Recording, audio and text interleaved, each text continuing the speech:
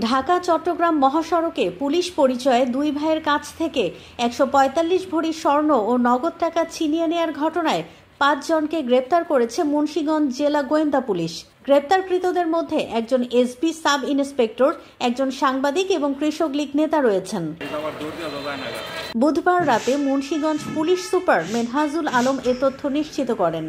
ঘটনাটি ঘটে গত শনিবার বিকেলে মহাসড়কের গজারিয়া অংশে।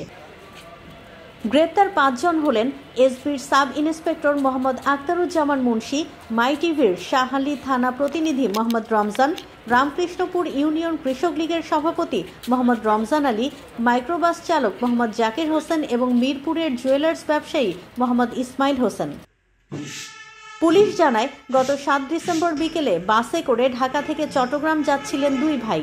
গজারিয়া এলাকায় পুলিশের পোশাক পরা ৩ জন সহ ৫ জনের একটি দল বাস থেকে তাদের নামিয়ে মাদক মামলা দেখিয়ে হাতকড়া পরায়। তারপর একটি নোয়া মাইক্রোবাসে তুলে চোখ বেঁধে মারধর করে।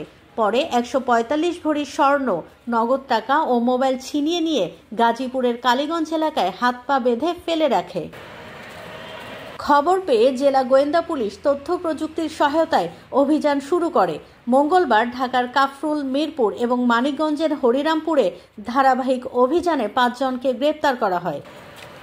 তাদের কাছ থেকে জব্দ করা হয়েছে ৯৪ ভরি ১৪ আনা স্বর্ণ, স্বর্ণ বিক্রি ১৩,৫০,০০০ টাকা, ডাকাতিতে ব্যবহৃত নোয়া মাইক্রোবাস, ২ জোড়া হাতকড়া, ২টি walkie talkie, ৩ set police uniform ও ৭টি মোবাইল ফোন। এ ঘটনায় গজারিয়া থানায় বিজয় দাস বাদী হয়ে মামলা করেছেন। বাকি স্বর্ণ উদ্ধারে এবং পলাতক আসামিকে গ্রেপ্তারে অভিযান চলছে।